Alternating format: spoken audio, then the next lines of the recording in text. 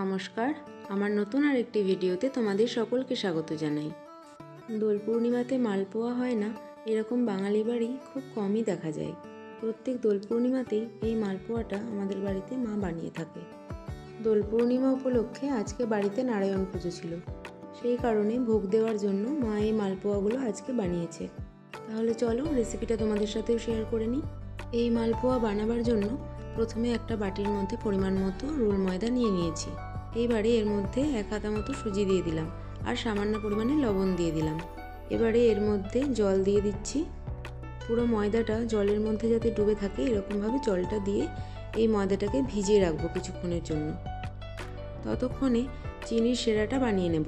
তার জন্য এখানে পরিমাণ মতো চিনি নিয়ে তাতে সামান্য জল দিয়ে দিলাম। এবারে রসটাকে ফুটতে দেব। এই রসটা খুব ঘন হবে না, আবার খুব পাতলাও হবে না। ঠিক যখন এরকম পর্যায়ে চলে আসবে তখন বুঝে নিতে হবে যে মালপোয়ার জন্য রস তৈরি হয়ে গেছে। তখন যে ময়দাটাকে ভিজতে দিয়েছিলাম এবারে সেটাকে খুব ভালোভাবে মাখিয়ে নেব। সবটাকে ভালোভাবে মাখিয়ে নেওয়ার পর এর মধ্যে সামান্য জল দিয়েছিলাম যাতে ব্যাটারটা আর একটু পাতলা হয়। এই ব্যাটারটাও কিন্তু খুব ঘন হবে না, আবার খুব পাতলা হবে না। খুব ভালোভাবে সবটাকে ফেটিয়ে নেব। ময়দাটা গোলানো হয়ে গেলে এবারে এর মধ্যে আমি কিছুটা পরিমাণে মৌরি দিয়ে দিচ্ছি। আমি এখানে গোটা মৌরি ব্যবহার করেছি, কারণ মালপোয়া খাওয়ার সময় মৌরির দানাগুলো মুখে পড়লে খেতে বেশ ভালো লাগে।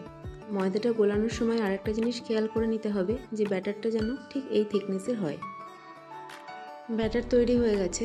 এবারে একটা ফ্রাইং প্যানের মধ্যে রিফাইন তেল গরম করে তার মধ্যে 1 হাতা করে ওই ব্যাটারটা দিয়ে মালপোয়াগুলোকে ভেজে নেব।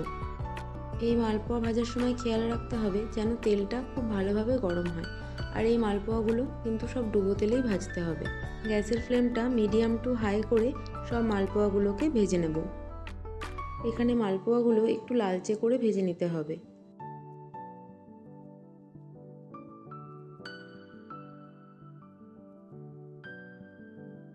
দুই পিঠ উল্টে পাল্টে খুব ভালোভাবে ভেজে নেওয়ার পর এবারে তখন যে রসটা বানিয়ে রেখেছিলাম তার মধ্যে এই মালপোয়াগুলোকে দিয়ে দিচ্ছি। এইভাবে পরপর প্রত্যেকটা মালপোয়া এক এক করে ভেজে নেব। এই মালপোয়া বানাতে কিন্তু খুব বেশি সময় লাগে না, আর আজকে আমি খুব সহজভাবেই তোমাদেরকে এই রেসিপিটা দেখানোর চেষ্টা করলাম।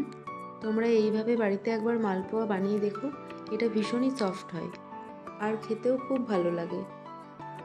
তোমরা দোকানের মালপোয়া তো খেয়েছো, কিন্তু বাড়িতে এইভাবে একবার বানিয়ে দেখো, আশা করি তোমাদেরও খুব ভালো লাগবে।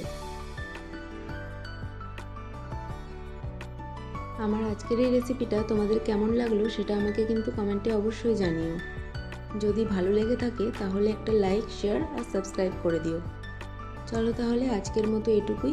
সকলে ভালো থেকো, সুস্থ থেকো। দেখা হচ্ছে পরের কোনো ভিডিওতে।